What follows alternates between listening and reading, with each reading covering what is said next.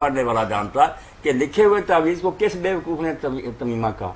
अगर उर्दू में किसी ने लिख दिया या मुंजम में तावीज़ तो उसमें अरबी माने में है कि पनाह देने की चीज़, क्योंकि तमीमा भी जो है वो तावीज़ का काम देता। पनाह देने का अरबी में जो तावीज़ हम लिखते हैं ना अपनी बोली में कि लिख कर लटकाना, ये किसी ने नाजायज़ नहीं कहा। क्यों नाजायज़ होगा? ये तो अल्लाह ताला से दरख्वास्त है पक्की, हर वक्त अपने पास रखता कि अल्लाह मुझे बचा कर रख।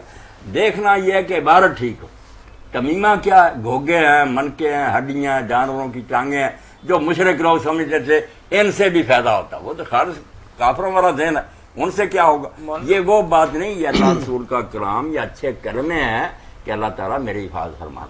ये पढ़कर फूंको तब भी दुरुस्त है, लिख कर अटकाओ फिर भी कोई बात। अच्छा मौलाना, नजरेबाज से बचने के लिए रक्शे वाले खास तौर पर और ट्रकों और गाड़ियों वाले एक जूता लटका लेते हैं अपनी पिछली, वो है तमीमे, जाहिलों वाली बातें। कई लोग जो ना उल्लू का कहते हैं यहाँ रखना चाहिए, कोई ऊंट की हड्डी रखते हैं, तमीमे वो है। ये तो जब निकले आप पढ़े रिसाला इब्न मंजूर कहता, कौन बेवकूफ कहता ये लिखी हुई बातें जो ये तमीमे हैं। अस्सलाम वालेकुम। हेलो जी, टेलीविजन की आवाज कुछ कम करें। अच्छा जी बिल्कुल, फरमाइए। अब भाई जो कोई काम करीदा ना, मैं काम दे कोई रुकावट आ जाती है, कोई ना कोई रुकावटें आनी है। जब आप लोग उसको नहीं मानते जिसका ये जहान है, तो फिर रुकावटें उसने डालनी है। तो परेशान करूँ खूब, कोई नमाज नहीं, कोई रोजा नहीं, कोई ज़कात नहीं। जब फंसते हैं फिर कहते हैं कोई हल करो। हल तो असली नहीं करना, जिसकी दुनिया है उसको राजी रखो, इंशाअल्लाह बरकत ही होगी। ज़कात दें, रोजे रखें, हज करें, जो हक हुकूक है सारे अदा करें। फिर कोई परेशानी हो तो हमसे पूछे ना, हम तो अल्लाह का नाम लेकर यहाँ बैठे। जो अल्लाह की नहीं मानता उसको क्या हम बताएंगे। अब करें ना मेरे। अस्सलाम वालेकुम। हेलो जी, अस्सलाम वालेकुम। जी। हेलो जी, सुन रहे हैं आपकी बात, फरमाइए। सर ये पूछ रहा था कि जो दीवारों पे छिपकलियां हैं, हाँ हाँ, वो उनको मारने का तरीका क्या है? हम कोई इस तरह के माहिर हशरातुल अर्ज़ हैं। हमारे पास कोई स्प्रे है ऐसी जो हमको आप डंडे से मारे, दूसरा झाड़ू से मारे, दूसरा जी चाहता मारे, कोई टिस्टर है उसकी गोली मारे जिससे मर जाए। मारना है, उक्तुल वज़ हदीस है कि इनको मारो। जी अस्सलाम वालेकुम। मारने का तरीका तो आप ही सोचेंगे ना। जी अस्सलाम वालेकुम। जी नहीं मौलाना, हर काम के लिए लोग ये क्यों समझते हैं कि इलाज मुआवजा करवाने की बजाय कोई अमृत दारा सा मिल जाए हमें। अस्सलाम वालेकुम। अस्सलाम वालेकुम। तो आज आप तो मियाँ ताहिर ये चाहिए कि रमजान मुबारक कुरान मजीद के नज़ूल का महीना, इस महीने में लोग सारे मर्द औरतें आयतें पूछते, अस्सलाम वालेकुम का क्या माना है, ये सूरत का उतरी, सारी अजीब अजीब है। सब लोगों को अपनी पड़ी है ताजराना देन, अल्लाह से काम निकालना चाहते हैं। कोई बताओ ये हो जाए, कारोबारी लेन देन अल्लाह, दीन का कोई नहीं। कुरान पढ़ो। अस्सलाम वालेकुम। हर आदमी आयत लेकर आया कि ये नहीं समझ में आई। अस्सलाम वालेकुम। जी पूछे, कॉल एक आ रही है। अस्सलाम वालेकुम।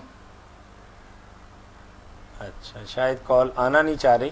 मौलाना, तलाकंग से एक सवाल था हमारे पास, काफी दिनों का पड़ा हुआ, आपने थोड़ा सा जवाब दे दिया था। मैं ये चाहता था कि अपने नाजरीन और सामीन को भी इस सवाल के जवाब में शामिल कर लेते।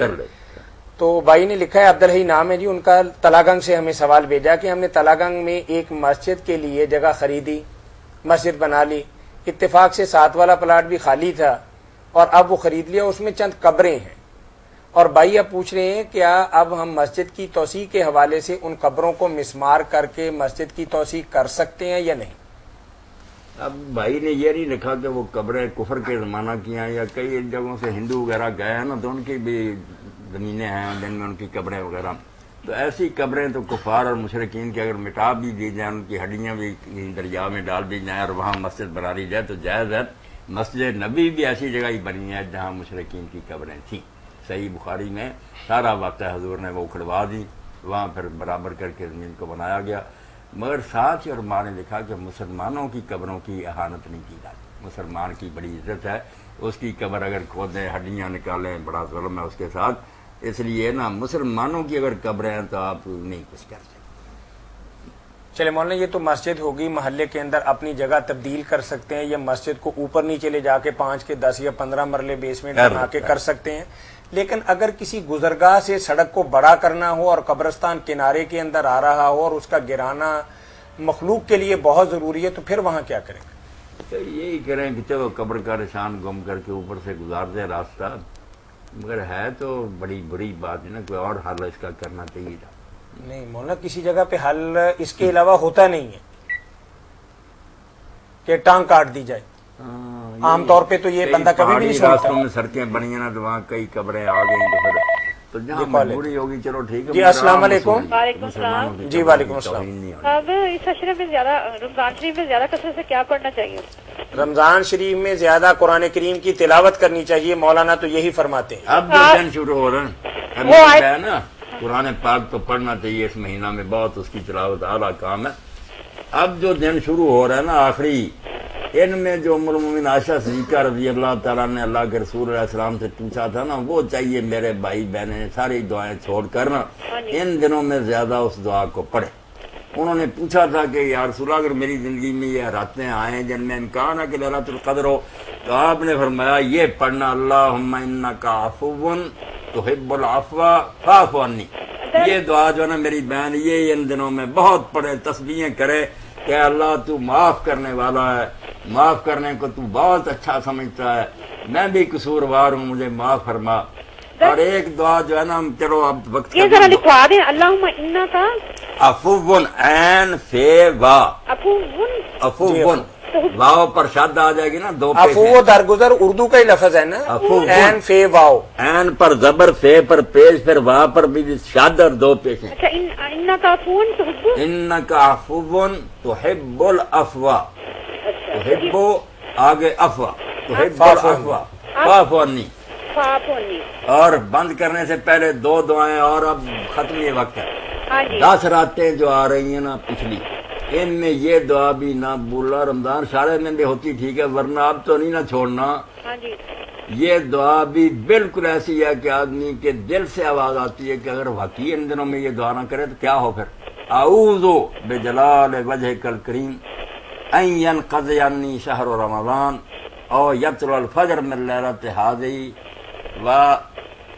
فلک علی ذنب او تابعۃ تعذبنی۔ اللہ یہ رمضان کہیں اس طرح نہ ختم ہو جائے، یا آج کی رات کی فجر اس طرح نہ شروع ہو جائے کہ میرے ذمہ کوئی گناہ یا ایسی چیز ہو جس پر تو قیامت ہے مجھے پکڑے۔ اگر ہے تو رمضان ختم ہونے سے یا آج کا دن چڑھنے سے پہلے پہلے ختم کر دے۔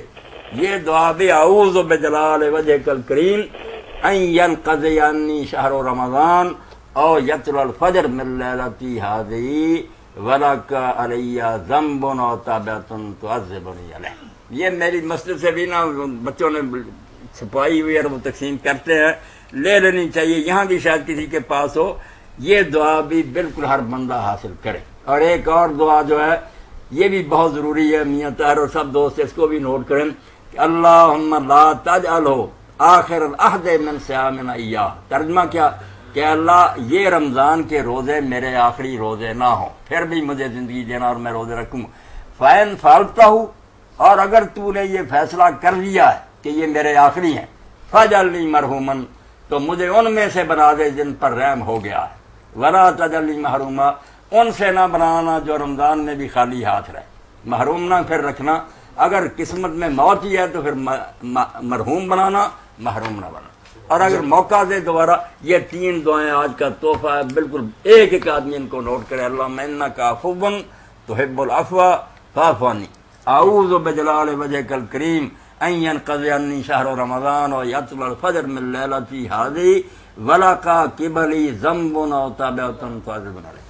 جی جزاکم اللہ خیر۔ اس خوبصورت جواب کے ساتھ ہی ہم شکر گزار ہیں مفتی اعظم پاکستان محترم مولانا محمد اسحاق مدہ ذلہ العالی کے۔ اسلامی تعلیمات کا پروگرام فتاوی online Galaxy cable network کے تعاون سے براہ راست آپ کی خدمت میں پیش کیا گیا۔ اپنے مسائل کے حل کے لیے قرآن و سنت کی روشنی میں جوابات حاصل کرنے کے لیے ہمیں کال کیجیے۔ کال کرنے کے لیے ہمارا ٹول فری نمبر ہے 0800111